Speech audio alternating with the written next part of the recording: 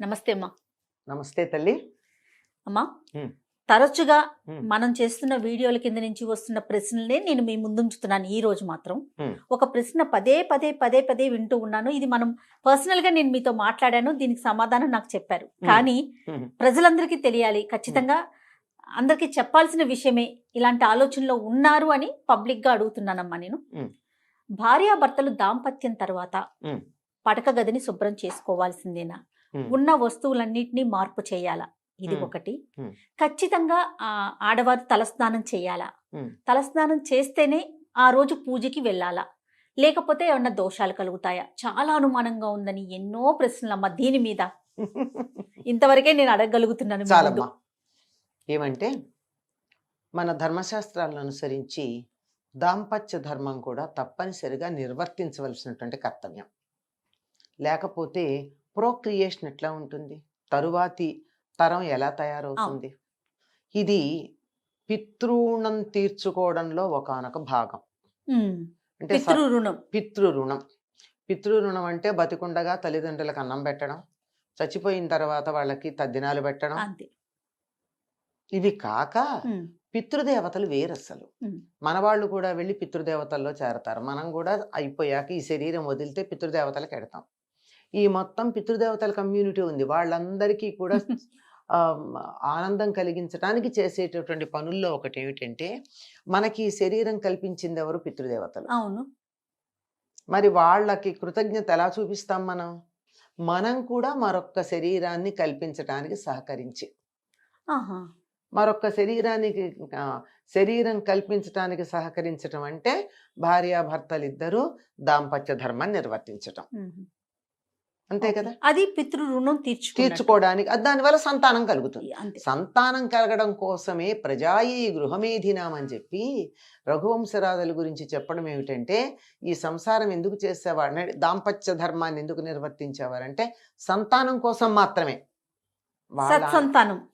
వాళ్ళ అంతే కదా? ఆనందం కోసం మేము కలిసి ఎంజాయ్ చేస్తాం కానీ మాకు పిల్లలు అక్కర్లేదు అనే పద్ధతి కాదు. పిల్లలు కావాలంటేనే కలిసేవారు. హుహు. అలాంటిది అలా కలిసినట్టయితే దాన్ని బ్రహ్మచర్యం అనే అంటారు. ఓహ్! విచ్చలవిడి సంభోగం కాక హ్మ్. సంతానం కోసం అయితే. హుహు. అలా చేసినటువంటి సందర్భంలో చేసినటువంటిది పితృయజ్ఞంలో ఒక భాగం కనుక అదేమీ చెడు పని కాదు. హ్మ్. ధర్మంగా చేసినప్పుడు, అధర్మంగా, విచ్చలవిడిగా, అక్రమ సంబంధాలు వాటి గురించి నేను మాట్లాడటల్లా. సక్రమ ధర్మబద్ధంగా. సంబంధాల గురించే మాట్లాడుతున్నా. అలా గనక హ్మ్. ధర్మబద్ధంగా వివాహం చేసుకున్నటువంటి భార్యాభర్తలు కలిసినట్టయితే అది పితృకార్యమే గనక ఎటువంటి దోషం లేదు. ఎటువంటి దోషం లేకపోవడమే కాదు, ఆడవాళ్ళు తప్పనిసరిగా తలస్నానం చెయ్యాలన్న నియమం లేదు. చెయ్యనక్కరలేదు. అబ్బా! ఎంత క్లియర్‌గా ఉందమ్మా. చెయ్యనక్కరలేదు. నేను చెప్పాను ఆడవాళ్ళు అని. యెస్. గమనించండి. యెస్. పురుషులు తప్పనిసరిగా చెయ్యాలి. ఓహ్! తేడా ఉంది. ఓకే. ఎందుకని అంటారమ్మా? దానికేమన్నా ప్రత్యేకించి ఉంది. శాస్త్రం ఉందా? Woman receives, man gives. Okay. ఏదన్నా ఇచ్చేసిన తర్వాత స్నానం చేసేయటం. హుహు. వదులుకోవడం అన్నది. ఓకే. కదా! మనం శరీరంలో ఏది రిలీజ్ చేసినా స్నానం చేస్తాం గదా! అవును. ఇది కూడా అంతే. ఓకే. ఇది టెక్నికల్‌గా నాకనిపించినది. ఆ! కానీ ధర్మశాస్త్రం చెప్పింది వాళ్ళు తలస్నానం చెయ్యాలని. పైగా పురుషులు ప్రతిరోజు చేస్తారు. ఆ! ధర్మం తెలిసిన వాళ్ళు. హ్మ్. ఆడవాళ్ళైతే చేయవలసిన పని లేదు. ఇంకొకటేమిటంటే, ఆడవాళ్ళు ముత్తైదువులు ఎప్పుడు పడితే అప్పుడు తల మీద నీళ్లు పోసుకోకూడదు. ఎప్పుడు పడితే అప్పుడంటే ఏ రోజు పడితే ఆ ఆ! రోజేనా? ఆహా! అంతే. వాళ్ళు ఎలా చేయాలంటే, నూనె రాచుకుని, తల రుద్దుకుని, తలంటి పోసుకోవాలే గాని ఒట్టి తల స్నానం చేయకూడదు. తప్పు. హుహు. అటువంటి తలస్నానం భర్త లేని వాళ్ళు చేయొచ్చు. గానీ, భర్త ఉన్నటువంటి స్త్రీలైతే తలకి నూనె పెట్టుకోందే తలంటుకోవడం అంటాం. నూనె అలా ఆ! అంటడం గదా! ఆ! తలంటు స్నానం చేయాలి తప్ప తలస్నానం చేయకూడదు. ఎప్పుడు చేయొచ్చంటే, ఏదైనా శవాన్ని చూడ్డానికెళ్ళొచ్చినప్పుడో, దుర్వార్త విన్నప్పుడో, ఇంట్లో పితృకార్యాలు చేసేటప్పుడో మాత్రమే ఆడవాళ్ళు నెత్తి మీద నేరుగా నీళ్లు పోసుకోవాలి గానీ, లేకపోతే అభ్యంగన స్నానమే చెయ్యాలి. తలంటు నీళ్ళే పోసుకోవాలి. ఓహ్! కనుక ప్రతిరోజు నెత్తిన నీళ్లు పోసుకోవాల్సిన పని లేదు. హ్మ్. ఇంకా పూజ విషయానికొస్తేనమ్మా? మామూలుగా చేసుకోవచ్చు. ఇంకా దాంట్లో ఎటువంటి సందేహం లేదు. ఎటువంటి సందేహం లేదు. చక్కగా మామూలుగా స్నానం చేస్తాం కదా, ఉమ్, నిద్ర లేచాక స్నానం చేయమా? చేస్తాం. స్నానం చేస్తాం కనుక కంఠ స్నానం, ఉమ్, కంఠ స్నానం చేసి పూజ చేసుకోవచ్చు. మగవాళ్ళు అయితే తల స్నానం చేసి తీరాలి. ఆ. నిజానికి నిత్యం చెయ్యాలి మగవాళ్ళు. ఈ రోజుల్లో నిత్యం తల స్నానం చేయాలి. నిత్యం తల స్నానం చేయాలి. మరి అమ్మ వాళ్ళ పరిస్థితి ఏంటి? వాళ్ళు కూడా నూనె పెట్టుకుని స్నానం చేయాలి, అక్కర్లా, అవసరం లేదా? అక్కర్లా. ఆహా. వాళ్ళు కూడా అభ్యంగన స్నానం అప్పుడప్పుడు చేస్తారు. ఆ, నిత్యం తల మీద నీళ్లు పోసుకోవాలి. వాళ్ళు గాయత్రి ఉపాసన చేసేవాళ్ళు మగవాళ్ళు అయితే. ఆ, గాయత్రి ఉపాసన కూడానమ్మా సంధ్యావందనం చేసేవాళ్ళు కొంతమంది అయితే, ఒట్టి గాయత్రి చదివేవాళ్ళు కొంతమంది ఉన్నారు. అందరూ ఉన్నారు. ఆ. ఈ తేడాలు తెలియకుండా ఈ రోజుల్లో మనం ఏదో ఒక వర్గం, ఒక వర్ణం, ఒక సామాజిక వర్గం, వీళ్ళకి గొప్ప వాళ్ళకి గొప్ప అని నోటికొచ్చినట్టు మాట్లాడుతున్నారు. కానీ ఉమ్, విషయం తెలుసుకోకపోతే అలాగే మాట్లాడతారు. ఉమ్. విషయం తెలిస్తే సమస్య ఏం లేదు.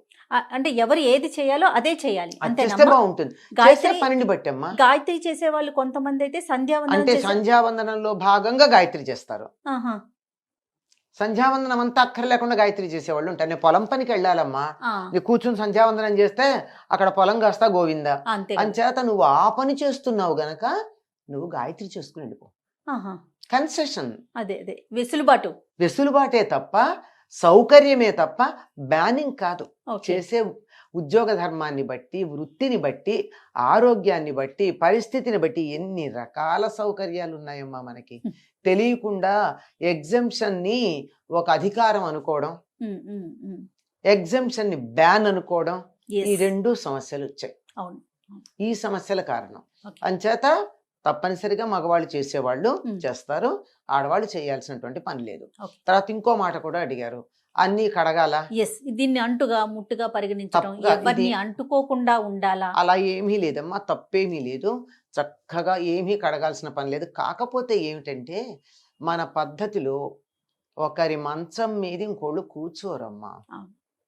అవునమ్మా. అందులో పిల్లలదైతే పర్వాలేదు, కానీ భార్యాభర్తలు పడుకునేటటువంటి మంచం మీద పరాయి వాళ్ళు కూర్చోకూడదు, అంతే నియమం. ఉమ్. నియమం అది. అంతే. ఓకే. అంత. కానీ ఈ రోజుల్లో ఏది మనం పాటించట్లా. ఉమ్. అందరూ వెళ్ళి బెడ్రూముల్లో మంచాల మీదే కూర్చుంటున్నారు, భోజనాలు చేస్తున్నారు, అన్ని పనులు వాటి మీదే చేస్తున్నారు, జరుగుతుంది. అన్ని పనులు దాటి మీదే చేస్తున్నారు. అందువల్ల ఉమ్. ఇంకా ఏం చెప్తాం. ఆ. కావాలనుకున్న వాళ్ళకి ఈ నియమాలు ఒకటమ్మా. సనాతన ధర్మంలో నా పదం అక్కర్లా, నేను ఒక పద్ధతిలో జీవిస్తాను అని అనుకునేటటువంటి వాళ్ళు ఇతరుల మంచాల మీద కూర్చోవద్దు, మన మంచాల మీద ఎవరిని కూర్చోనియద్దు. అంతే. దాంపత్య ధర్మం నిర్వర్తించినా నిర్వర్తించకపోయినా ఉమ్. ఎవరి మంచాలు వాళ్ళవే. అందుకే పూర్వం ఇంట్లో మంచాలు వేసి ఉండేవి కాదు, ఎత్తేసేవాళ్ళు హాయిగా, రాత్రి పక్కలు అసలు వేసుకునేవాళ్ళు. ఈ బెడ్రూమ్ లో కాన్సెప్టే లేదేమో లేదు బహుశా. కదా. కదమ్మా. ఒక్కటే ఒకటి ఉండేది ఇంటికి, ఇంటి మొత్తానికి ఇంటి ఒకటి. మొత్తానికి ఈ పందిరి పట్టి మంచం అని ఒకటి ఉండేది. ఆ, ఆ. అదొక్కటే, ఓ. అది ఇంటి యజమానికి. ఆ. మిగిలిన వాళ్ళందరూ సాయంకాలం మంచాలు పరిచి పక్కలేసేవాళ్ళు, పొద్దున్నే మంచాలు ఎత్తి పక్కలెత్తేసేవాళ్ళు. అసలు గొడవే లేదు, ఉమ్. సమస్యలు లేవు. సమస్యలు లేవు. సమస్యే పక్క వేసుకోవద్దు, అది సమస్య ఈ రోజుల్లో. ప్రశ్నలు లేవేమో బహుశా అప్పుడు. లేదు, పొద్దునంటే సూర్యోదయం అయ్యేటప్పటికి ఇంట్లో మంచాలు కనపడకూడదు. ఆహా. బెడ్రూమ్ ఒకే ఒక్క గదిలో తప్ప ఇంకెక్కడా కూడా మంచాలు ఉండకూడదు, ఎత్తేసి ఉండాలి, పక్కలు కనపడకూడదు. అలాంటి నియమాలు ఉండేవి. సో ఇంకా అవి ఏంటంటే అన్రిటన్ లా, ఎవరు చెప్పక్కర్లా, అలా నడిచిపోయేది. ఎందుకు అని ఎవరు ప్రశ్నించలా. సో ఇప్పుడు మన ప్రశ్నలోకి వస్తే కనుక ఎటువంటి నియమాలు పాటించిన అవసరం లేదని చెప్పి ఆడవాళ్ళు పాటించక్కర్లా, రైట్. మగవాళ్ళు మాత్రం తప్ప. ఖచ్చితంగా పాటించాలి. నమస్తే అమ్మా. నమస్తే అమ్మ. సుమన్ టీవీలో మీ పర్సనల్ అండ్ బిజినెస్ ప్రమోషన్స్ కోసం కింది నెంబర్కి కాంటాక్ట్ చేయండి.